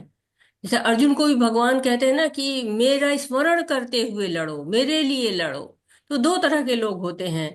एक तो वो होते हैं जो भौतिक रूप से जो है वो फंसे होते हैं, उससे प्रदूषित होते हैं। और कुछ लोग क्या करते हैं, भौतिक प्रदूषण से मुक्त होते हैं।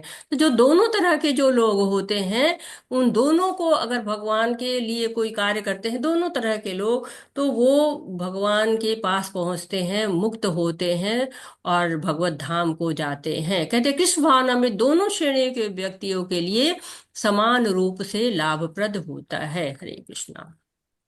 हरे कृष्ण। किं कर्म किम अकर्मेति कवयोऽप्यत्र मोहितः तत्ते कर्म प्रवक्ष्यामि यज्ञात्वा मोक्ष्यसे अशुभात्। हरे कृष्ण। कर्म क्या है और अकर्म क्या है, इसे निश्चित करने में बुद्धिमान व्यक्ति भी मोहग्रस्त हो जाते हैं।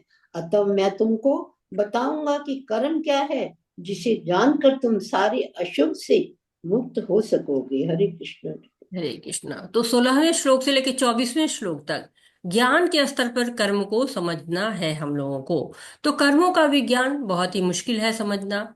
और हम लोगों ने लेवल 1 में पढ़ी थी राजा ने की कहानी, अजामिल की कहानी।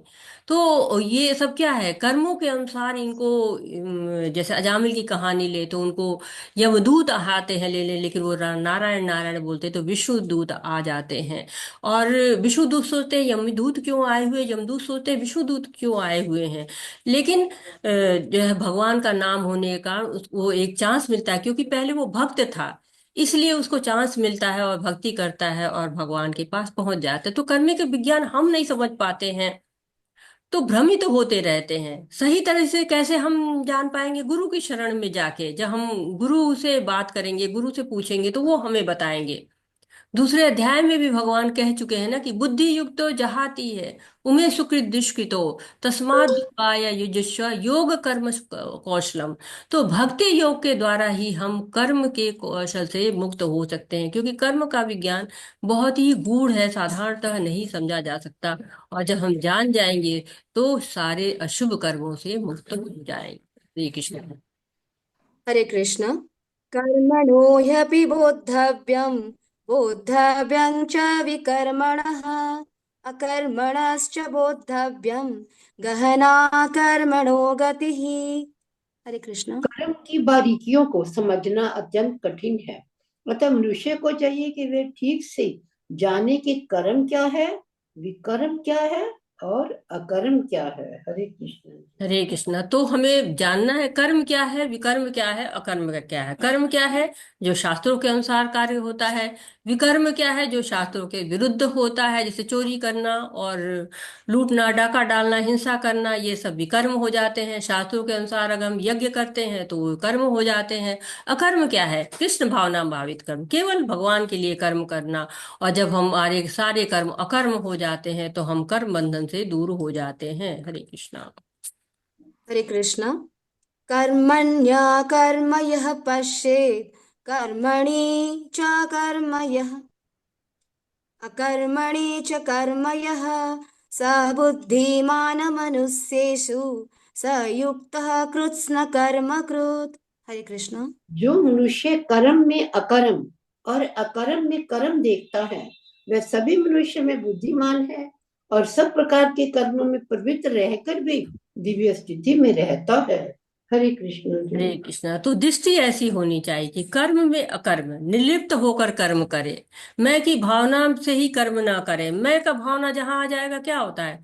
कर्तापन आ जाता है। मैं कर रहा हूँ, मेरे द्वारा हो रहा है, मुझे यश दो, मुझे इसका सम्मान दो, तो क्या होता है? कर्तापन का भाव हो रहा है। अब क्या है, जैसे भोजन बना रहे हैं, अपने लिए बना रहे हैं, तो क्या होता है? कर्म हो गया।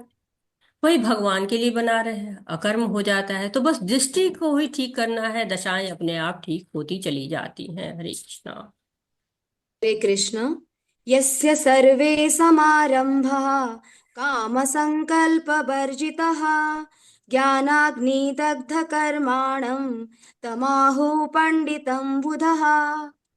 जिस व्यक्ति का प्रत्येक प्रयास, उद्यम इंद्रिय तृप्ति की कामना से रहित होता है, उसे पूर्ण ज्ञानी समझा जाता है। उसे ही साधु पुरुष ऐसा करता कहते हैं जिसने पूर्ण ज्ञान की अग्नि से कर्म फलों को भस्मसात कर दिया है। हरे कृष्ण जी। हरे कृष्णा। तो बता रहे हैं, अब 19 से 24 तक का श्लोक दो प्रकार के वैराग्य का वर्णन करता है कि विषय वस्तु की इच्छा आ गई हृदय में तो वो कामना हो गई। यदि कामना पे चिंतन किया कि मैं ये करूंगा वो करूंगा, उसके लिए प्रयास करने लगा, तो संकल्प हो गया, काम संकल्प वर्जित हो। तो इस तरह का संकल्प न करने का संकल्प हमको करना है। क्या करना है हमको? संकल्प कैसा होना चाहिए? कृष्ण के लिए कर्म करेंगे। जो हमारा ज्ञान जो है, जो हमारा कर्म सारा कृष्ण के लिए हो जाता है, तो सारे कर्म फल भी हमारे समाप्त हो जाते हैं। हरे कृष्ण। हरे कृष्ण। त्यक्त्वा कर्मफलसङ्गं नित्यतृप्तो निराश्रयः कर्मण्य अभिप्रवृत्तोऽपि नैव किंचित् करोति सः। अपने कर्म फलों की सारी आसक्ति को त्याग कर सदैव संतुष्ट तथा स्वतंत्र रहकर वह सभी प्रकार के कार्यों में व्यस्त रहकर भी कोई सकाम कर्म नहीं करता। हरे कृष्ण जी। हरे कृष्णा। जब कोई स्वार्थी नहीं रह जाता, कर्मफल से आसक्ति ही नहीं रह जाती, तो क्या होता है? निराश्रय, किसी कर्म फल के सहारे नहीं रहता है, कोई भी आसक्ति नहीं होती है उसकी, नित्य तृप्त हो जाता है। तो ऐसे व्यक्ति को क्या कहते हैं? भगवान का भक्त कहते हैं, कि वो कोई सकाम कर्म करता ही नहीं है, अपने स्वार्थ के लिए कोई कर्म करता ही नहीं है। हरे कृष्णा। हरे कृष्ण। निराशीर्यर्थचित्तात्मा त्यक्त्य सर्वपरिग्रहः शारीरं केवलं कर्म कुर्वन्नाप्नोति किल्बिषम्। हरे कृष्ण। ऐसा ज्ञानी पुरुष पूर्ण रूप से संयमित मन तथा बुद्धि से कार्य करता है, अपनी संपत्ति के सारे स्वामित्व को त्याग देता है और केवल शरीर निर्वाह के लिए कर्म करता है। इस तरह कार्य करता हुआ वह पाप रूपी फलों से प्रभावित नहीं होता है। हरे कृष्ण। हरे कृष्णा। तो क्या कहते हैं? निराश्रिय कौन है? जो भौतिक चीजों पे आश्रित ही नहीं है, सांसारिक कोई आवश्यकता उसकी है ही नहीं है। चित्त आत्मा कौन है? जो शुद्ध है, मन बुद्धि सब संयम में है। त्यक्त सर्व परिग्रह, अपने सारे स्वामित्व को छोड़ चुका है, कहीं कर्तापन का भाव ही नहीं है। तो ऐसे शरीर कैसे कार्य करते हैं? जिसको यंत्र होता है, शरीर को चलाने के लिए जितनी आवश्यकता है उतना ही कर्म करता है, बिना जरूरत का प्रयास नहीं करता रहता है, भगवान की सेवा करता है, उनसे प्रेम करता है, आसक्ति रहित तो होता है। कहते हैं ना, कायेन मनसा बुद्ध्या केवल इंद्रियरपि योगिनः कर्म कुर्वन्ति संग त्यागता आत्मशुद्धये। तो योगी सारे कर्म किस लिए करते हैं? शरीर मन और बुद्धि तथा इंद्रियों की शुद्धि के लिए। वो उनका कोई कर्म अपने लिए होता ही नहीं है। हरे कृष्णा। हरे कृष्ण। यदृच्छालाभसन्तुष्टः द्वन्द्वातीतो विमत्सरः तम समः सिद्धावसिद्धौ च कृत्वापि न निबध्यते। जो स्वतः होने वाले लाभ से संतुष्ट रहता है, जो द्वंद से मुक्त है और ईर्ष्या नहीं करता, जो सफलता तथा असफलता दोनों में स्थिर रहता है, वह कर्म करता हुआ भी कभी बंधता नहीं। हरे कृष्ण जी। हरे कृष्णा। तो पहले जो इसका जो श्लोक था वो आपको निवृत्ति परायण था, क्या नहीं करना है। अब जो है वो बता रहे हैं कि प्रवृत्ति परायण, क्या कार्य करना है। तो भगवान क्या कह रहे हैं, जो संतुष्ट है, जिसकी इच्छाएं जो है वो पूरी हो चुकी हैं, उसकी इच्छाएं उसको तंग नहीं कर रही हैं कि उसको आज ये चाहिए कल वो चाहिए, सारे द्वंद्वों से मुक्त हो चुका है, सारी इच्छाएं जो है जो भौतिक सुख की है वो समाप्त हो गई हैं। इच्छाएं कहते हैं ना कि समाप्त नहीं होती हैं, इच्छाओं को क्या कर सकते हैं, केवल दिशा मोड़ सकते हैं। जैसे नदियां होती है ना, नदियों को हम रोक नहीं सकते हैं, नदियों की क्या करते हैं, दिशाएं चेंज कर देते हैं। जब दिशा चेंज कर देते हैं तो नदी दूसरी तरफ जाती है। वैसे जब इंद्रियों की जो भोग होते हैं, इंद्रियों के जो द्वंद्व होते हैं, उनकी दिशाएं भगवान की तरफ कर दें तो क्या हो जाएगा, सब कुछ भगवान का हो जाएगा, सफलता असफलता सब हरी इच्छा हो जाएगी, हरी कृपा हो जाएगी, बंधन नहीं रह जाएगा, समभाव हो जाएगा। कोई किसी तरह का किसी का नहीं कि ये हमारे पास हो जाए, उनके पास ये है, उनके पास बहुत बड़ा गाड़ी है, हमारे पास भी हो जाए, उनके पास बहुत बड़ा बंगला है, मेरे पास भी हो जाए, ऐसी कोई भी इच्छा नहीं होती है। हरे कृष्णा। हरे कृष्ण। गतसङ्गस्य मुक्तस्य ज्ञानावस्थितचेतसः यज्ञयाचरतः कर्म समग्रं प्रविलीयते। जो पुरुष प्रकृति के गुणों के प्रति अनासक्त है और जो दिव्य ज्ञान में पूर्णतः स्थित है, उसके सारे कर्म ब्रह्म में लीन हो जाते हैं। हरे कृष्ण। हरे कृष्णा। तो जो आसक्ति होती है वो क्या होती है, बंधन देती है। किसी में भी आसक्ति हो, घर में, परिवार में, संतान में, पति में, जिससे भी आसक्ति हो, बंधन होता है हमारा। और जब किसी वस्तु और पदार्थ से जब हमारा लगाव हो जाता है तब तो वो बहुत ही ज्यादा बंधनकारी हो जाता है। तो पदार्थ में देखिए कोई आकर्षण नहीं होता है। आपके पास लोहा रखा हुआ है, लकड़ी रखी हुई है, कोई आकर्षण नहीं, पड़ा हुआ है कहीं भी।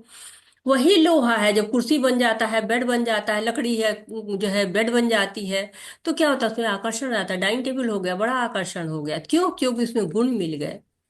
तो तीन गुण जो होते हैं, जो सतोगुण रजोगुण तमोगुण, यही बंधनकारी है, इन्हीं में आसक्ति होती है। जो इनसे अनासक्त हो जाता है वो ब्रह्मभूत अवस्था प्राप्त कर लेता है। दिव्य ज्ञान इसीलिए हमको चाहिए कि इन ज्ञान को प्राप्त करके हम ब्रह्म भूत अवस्था को पहुंच सकते हैं।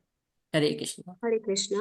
ब्रह्मार्पणं ब्रह्म हविः ब्रह्माग्नौ ब्रह्मणाहुतं ब्रह्मैव तेन गन्तव्यं ब्रह्म कर्मा समाधिना। हरे कृष्ण। जो व्यक्ति कृष्ण भावनामृत में पूर्णतः लीन रहता है, उसे अपने आध्यात्मिक कर्मों के योगदान के कारण अवश्य ही भगवत धाम की प्राप्ति होती है, क्योंकि उसमें हवन आध्यात्मिक होता है और हवे भी आध्यात्मिक होती है। हरे कृष्ण। हरे कृष्णा। तो इस श्लोक की विशेषता आप देख रहे होंगे, ब्रह्म का बहुत जगह वर्णन हुआ है। और ब्रह्म के जो कई रूपों में कई तरह से उसको उपयोग किया गया है। तो ब्रह्म का जो है ज्यादातर ब्रह्म जीव को कहते हैं, जीव को कहा जाता है, या ब्रह्म आध्यात्मिक कहा गया है, ब्रह्म कहा गया है, ब्रह्मणा आत्मा द्वारा, ब्रह्म परम धाम। तो ये कैसे हम समझ पाएंगे कि कौन सा ब्रह्म कहाँ पे यूज किया गया। ब्रह्म का मतलब जनरली होता है ग्रेट, बहुत बड़ा होता है, उसको ब्रह्म कहा जाता है। भगवान की पहली अवस्था को भी ब्रह्म कहा जाता है। कहते हैं कि ब्रह्म को कैसे हम समझेंगे, तो कहाँ पे यूज हो रहा है, तो जो गुरु के पास जाना चाहिए, गुरु हमें बताएंगे कि क्या है ब्रह्म का सही अर्थ, जहाँ पे यूज हो रहा है वो क्या जो है सही अर्थ है। तो ब्रह्म को अर्पण कहा गया है, ब्रह्म को हवि कहा गया। हवि क्या है, जो हवन में डालते हैं, हवि कहलाता है। और तो ब्रह्म भगवान की प्रथम अवस्था जैसा कि हमने बताया वो है। तो जो हम कर्म स्वयं कर लिए करते हैं तो आसक्ति रहती है, कर्मफल में आसक्ति रहती है, कर्मफल हम भोगना चाहते हैं। लेकिन सब कुछ भगवान को अर्पण कर दें, सब कुछ क्या कहते हैं कि भगवान को, हवि भी भगवान की हो जाए, हमारे कर्मफल जो होते हैं उनको हम हवि बना लें। और अपने कर्मों को हवन कर दें, तो क्या होगा हमारा, मतलब कर्म फलों को हम अपने पास नहीं रखें, भगवान को दे दें, तो क्या हो जाएगा, सब आध्यात्मिक हो जाएगा, हमारा कर्म भी आध्यात्मिक हो जाएगा। और हमारे जो उसका फल हो जाएगा वो भी आध्यात्मिक हो जाएगा। तो हवन हो, अग्नि हो, यज्ञ करता हो, अंतिम फल हो, सब भगवान का हो जाना ही कृष्ण भावनामृत हो जाता है। हरे कृष्णा। हरे कृष्णा। माधुरी शर्मा माता जी, आप श्लोक पढ़ेंगे? आपका हैंड रेस था। हरे कृष्णा। हरे कृष्णा माधुरी शर्मा माता जी। जलेंद्र प्रभु जी, आप अनुवाद पढ़िए। हरे कृष्णा। दीपक कुमार प्रभु जी, आप क्या श्लोक पढ़ेंगे, अनुवाद पढ़ेंगे? हरे कृष्णा माता जी, कोटि कोटि प्रणाम। हरे कृष्णा जी प्रभु जी, आप श्लोक पढ़ेंगे प्रभु जी? जी जी जी माता जी। पढ़िए प्रभु। प्रभु जी आप पढ़िए, 25 से पढ़िए, और जलेंद्र प्रभु जी जी आप अनुवाद पढ़िए उनके साथ। जी माता हरे जी। कृष्ण। हरे कृष्ण माता जी, दैव धन्यवाद। दैवम एव अपरे यज्ञम योगिनः पर्युपास्यते ब्रह्म अग्नौ अपरे यज्ञम यज्ञन एव उपजुह्यति। कुछ योगी विभिन्न प्रकार के यज्ञों द्वारा देवताओं की भली भांति पूजा करते हैं और कुछ परब्रह्म रूपी अग्नि में आहुति डालते हैं। हरे कृष्णा माता जी। हरे कृष्णा प्रभु जी, तो भगवान कह रहे हैं कि कुछ योगी विभिन्न प्रकार के यज्ञ द्वारा देवताओं की पूजा करते हैं। और देव पूजा भी एक यज्ञ है, पर देव पूजा को यज्ञ कैसे कहते हैं, कह सकते हैं? यज्ञ तो विष्णु के लिए कहा जाता है, हमने पहले ही पढ़ चुके हैं तीसरे अध्याय में कि विष्णु के लिए यज्ञ रूप में कर्म करना चाहिए। तो श्री विष्णु का भी एक नाम यज्ञ भी है। तो यज्ञ बहुत सारे होते हैं, और इनकी दो श्रेणियां जो है कहते हैं। एक तो द्रव्य जो है यज्ञ कहा गया है, सांसारिक द्रव्यों के लिए यज्ञ द्रव्य यज्ञ, तथा दिव्य ज्ञान के लिए किए गए यज्ञ को ज्ञान योग कहते हैं। तो ज्ञान यज्ञ कहते हैं। तो दो प्रकार के यज्ञ के यहाँ पर बारे में बात की गई है। तो कहते हैं कि शास्त्रों में कहा गया कि किसी के लिए पूजा करो, वो सब कुछ विष्णु के पास जाता है। जैसे आप जो है वो मुंह भोजन करते हैं तो वो मुंह में डालते हैं, लेकिन कुछ भी खाइए तो पूरा शरीर हिष्ट पुष्ट हो जाता है। वैसे ही आप देवताओं की भी पूजा करते हैं, देवताओं के लिए भी यज्ञ करते हैं, तो वो पहुंचता का है, अप्रत्यक्ष रूप से भगवान की तरह ही पहुंचता है। और सारे शास्त्रों में कहा गया है कि यज्ञ का जो भोक्ता होता है वो भगवान ही होते हैं। हरे कृष्णा।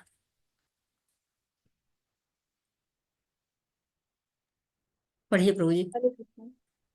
हरे कृष्ण प्रभु जी। दीपक प्रभु जी आप पढ़िए जी श्लोक। जी जी जी जी, जी माता जी। और जलेंद्र प्रभु जी श्रोत्र आप आदिनि अनुवाद पढ़िए। माता जी। श्रोत्र आदिनि इंद्रियाणि अन्य संयम अग्निषु जुह्यति शब्द आदीन विषयान अन्य इंद्रिय अग्निषु जुह्यति। हरे कृष्णा। हरे कृष्ण माता जी। इनमें से कुछ विशुद्ध ब्रह्मचारी सम्राट क्रियाओं तथा इंद्रियों को मन के नियंत्रण रूपी अग्नि में स्वाहा कर देते हैं। जो तो दूसरे लोग नियमित गृहस्थ इंद्रिय विषयों को इंद्रियों की अग्नि में स्वाहा कर देते हैं। हरे कृष्ण माता जी। हरे कृष्णा। तो बताया गया था पहले वाले श्लोक में, इसके पहले जो श्लोक था उसमें हमने जाना था कि द्रव्य यज्ञ और ज्ञान यज्ञ के बारे में। और अब यहाँ पर भगवान क्या कह रहे हैं कि मन पर नियंत्रण के बारे में कह रहे हैं और इंद्रिय भोग के बारे में बता रहे हैं। तो कह रहे लोग क्या करते हैं, विशुद्ध ब्रह्मचारी श्रवण करते हैं, इंद्रियों पर नियंत्रण करने का प्रयास करते हैं, तो वो भी एक प्रकार का यज्ञ है। जैसे गृहस्थ होते हैं वो भी इंद्रियों पर नियंत्रण करते हैं और अपनी इंद्रियों को संयमित करते हैं। तो अगर ऐसा करते हैं तो क्या होते हैं, वो भी एक यज्ञ है। अगर गृहस्थ भी होते हैं, वो उत्तम संतान को उत्पन्न करते हैं, उसको सही संस्कार देते हैं, उसको भक्त बनाते हैं, तो ये भी एक प्रकार का यज्ञ है। और ये यज्ञ तो केवल गृहस्थ जीवन में ही हो सकता है। श्रवण भी बहुत आवश्यक है। भगवान का यश है, कीर्तन है, श्रवण करें। इन श्रवण करने से क्या होता है, हमारे मन पर नियंत्रण होता है, शुद्धि आती है। हरे कृष्णा।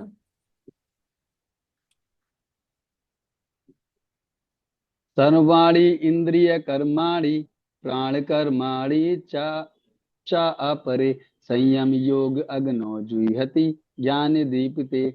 हरे कृष्ण माता जी। हरे कृष्ण माता जी।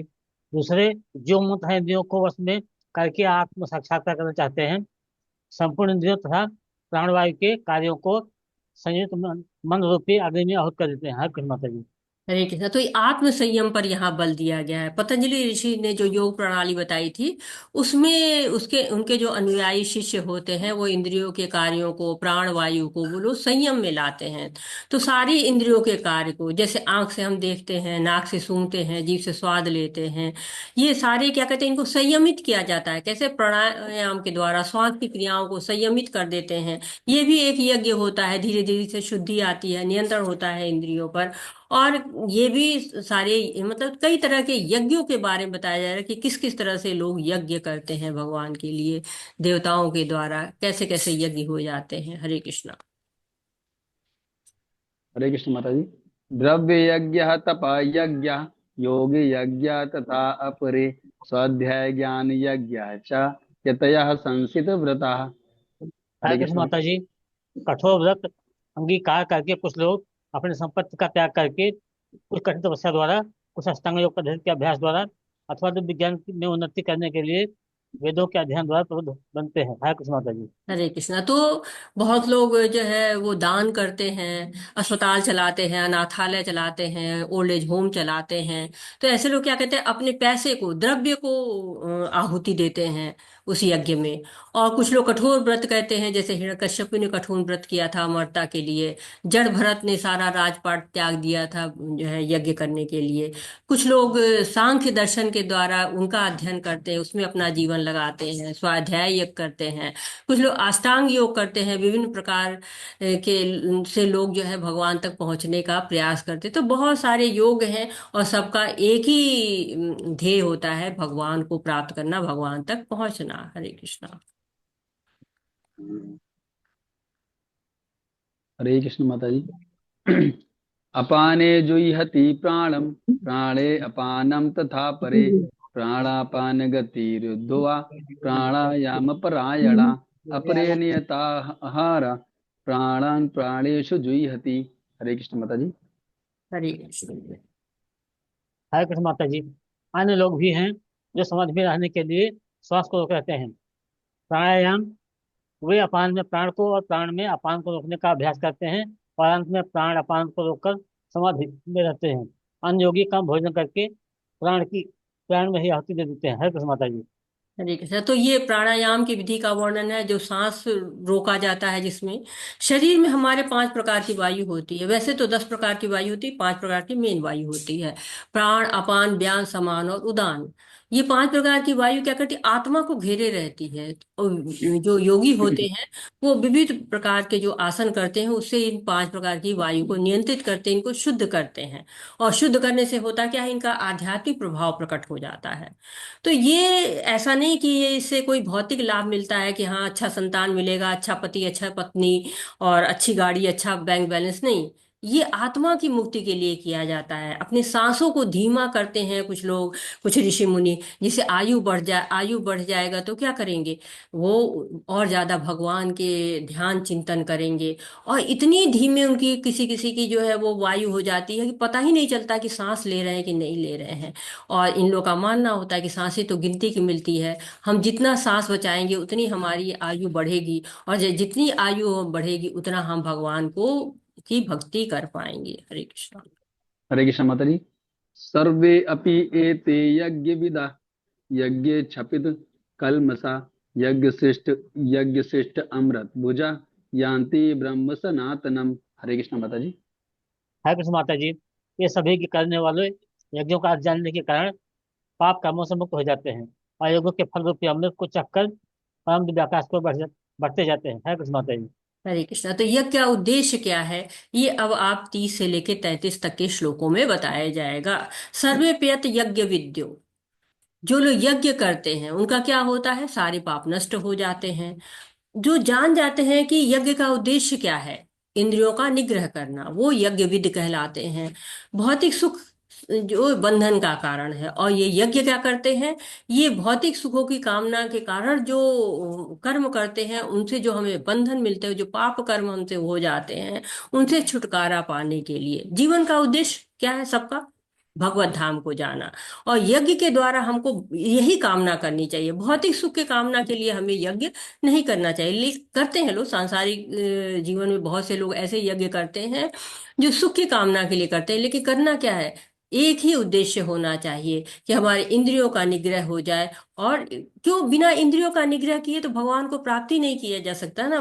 पहला ही उद्देश्य है कि इंद्रियां जो है हमारी शुद्ध हो जाए, और इंद्रियों के द्वारा जो हम इंद्रिय विषय का भोग करते हैं उनकी कामनाएं समाप्त हो जाएं। हरे कृष्णा।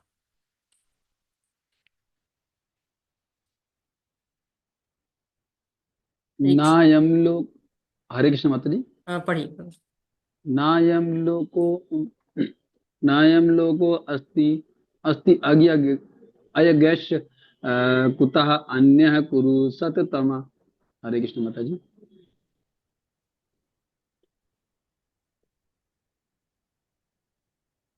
हरे कृष्णा। हे कुरुश्रेष्ठ, जब यज्ञ के अनुवाद। बिना, हाँ पढ़िए प्रभु जी। हे कुरुश्रेष्ठ, जब यज्ञ के बिना मनुष्य इस लोक में या इस जीवन में ही सुख पूर्वक नहीं रह सकता, तो फिर अगले जन्म में कैसे रह सकेगा। हरे कृष्ण माता जी। हरे कृष्णा। तो जो है अभी बताया गया था 30 श्लोक में, हमने देखा था कि यज्ञ करने से लाभ क्या होता है, और अब हानि बता रहे हैं। ये एक चक्र है कि अज्ञानता के कारण जीवन जो है पापमय हो जाता है, और पापमय जीवन से क्या होता है, सार्वजनिक जीवन में पतन होता है। जब पतन हो जाता है तो अज्ञान में जीव रहता है। बिना यज्ञ किए कह रहे हैं कि इस लोक में सुख नहीं है तो अगले जन्म में कैसे रह पाएगा।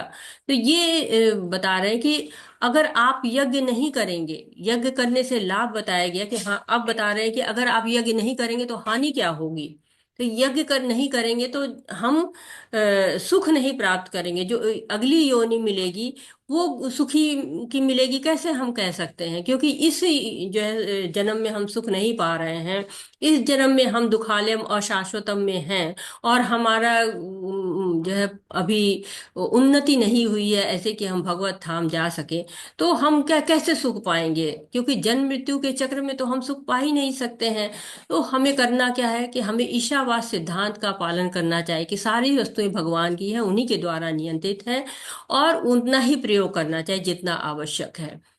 ईशोपनिषद कहता है, कुर्वन्नेह कर्माणि जिजीवेच्छेष तथा समा स्व त्वयि नानस्ते तास्ति कर्म न लिप्यते नर। भगवान ने कोटा निर्धारित कर दिया है, उसके अनुसार अगर हम कार्य करते हैं तो हम 100 साल तक बिना कर्म बंधन के रह सकते हैं।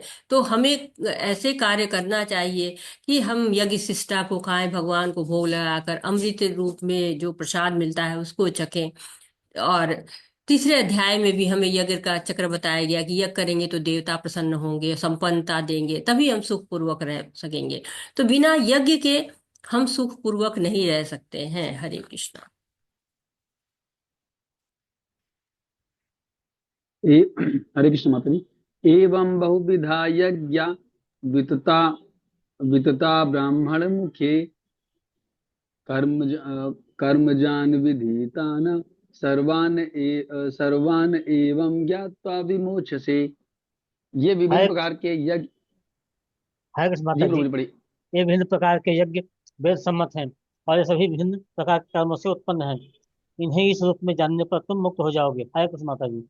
हरे कृष्णा। तो भगवान बता रहे हैं कि देह से मुक्त करने के लिए सारे विधि विधान बनाए गए हैं। 18वें श्लोक से भगवान ने कर्म तत्व को बताना शुरू किया था, और 31वें श्लोक तक बताया है उन्होंने। और बताया है कि तुम ये जान जाओ तो हम जो है वो तुमको कर्म बंधन से मुक्त कर देंगे। तो भगवान ने मुक्त होने की विधि बता दी है कि सारे यज्ञ आए कहाँ से, वेदों से आए हैं। और जो है भगवान ने ही वेदों को बनाया है, भगवान ने ही, वेदों की वाणी ही भगवान की वाणी है। तो जब देह से मुक्त करने के सारे विधि विधान ने भगवान ने बता दिए हैं, तो इनके अनुसार अगर आप कर्म करेंगे तो मुक्त हो जाएंगे। हरे कृष्णा। हरे कृष्ण माता जी। श्री श्रेयानि द्रव्यमयात्या ज्ञात ज्ञाने यज्ञ परन्तप सर्वं कर्म अखिलम पार्था ज्ञाने परिसमाप्यते। हरे कृष्ण। हरे कृष्ण माता जी। हे परम तप, द्रव्य यज्ञ से ज्ञान ज्ञान यज्ञ श्रेष्ठ है। हे पार्थ, अंततो गत्वा सारे कर्म यज्ञों का अवसान दिव्य ज्ञान में होता है। हरे कृष्ण माता जी। हरे कृष्णा। तो परंतप, परंतप जो है अर्जुन के लिए कहा जा रहा है, शत्रुओं को दंडित करने वाले परंतप। बार बार भगवान याद कर रहे हैं कि तुम यहाँ क्यों बैठे हो, जो है वो युद्ध करने के लिए। तो बता रहे हैं कि हम 25वें श्लोक से हम जान रहे थे कि यज्ञ के द्वारा ज्ञान की प्राप्ति कैसे होती है। अब यहाँ पर निष्कर्ष आ गया है। यज्ञों के जो विभिन्न प्रकार हैं, ये इनको में से जिज्ञासा होती है ना, कौन सा यज्ञ श्रेष्ठ है। तो भगवान बता रहे कि द्रव्य यज्ञ से ज्ञान यज्ञ श्रेष्ठ होता है। क्यों? क्योंकि ज्ञान नहीं है तो जो हमारा जो भी हम कर्म करते हैं, जो भी हम यज्ञ करते हैं, वो सब भौतिक स्तर पे हो जाएगा, आध्यात्मिक लाभ नहीं प्राप्त होगा। कई लोग कहते हैं ना कि मैं तो बड़ा पूजा पाठ करता हूँ, मेरे साथ कुछ अच्छा हो ही नहीं रहा है। क्यों? भगवान से जुड़े ही नहीं है। अगर भगवान से जुड़ जाते तो सब अच्छा ही अच्छा होता। तो कहते हैं हमारे अंतःकरण में तीन दोष होते हैं। एक होता है कि हमारे कुछ संचित पाप होते हैं, दूसरा होता है कि हमारे चित्त चंचल होता है, और तीसरा होता है कि हमें अज्ञान होता है हमारे अंदर। ये तीन दोष हमारे अंदर होते हैं। लेकिन जब हम अपने कर्म को भगवान से जोड़ते चले जाते हैं ना, तो ये दोष हमारे समाप्त होने लगते हैं, पाप समाप्त होने लगते हैं, चित्त की चंचलता समाप्त होने लगती है, अज्ञान समाप्त होने लगता है। कैसे? अज्ञान को समाप्त करने के लिए तो कर्म करना पड़ेगा। कौन सा कर्म करेंगे? गुरु के पास जाएंगे, प्रमाणी गुरु के पास जाएंगे। प्रमाणी गुरु जो हमें ज्ञान देंगे, तो क्या होगा? हमारा अज्ञान समाप्त होगा। अज्ञान समाप्त होगा तो हमारे चित्त चंचल नहीं रहेगा, और चित्त की चंचलता समाप्त हो जाएगी तो हमारे पाप भी समाप्त हो जाएंगे। तो हमें गुरु के पास बहुत ही जाना जरूरी होता है। और गुरु के पास जाएं कैसे? भगवान सारी चीजें बता रहे हैं हमको। हरे कृष्णा। तो गुरु के पास कैसे जाएं, कैसे उनको अप्रोच करें? हरे कृष्णा।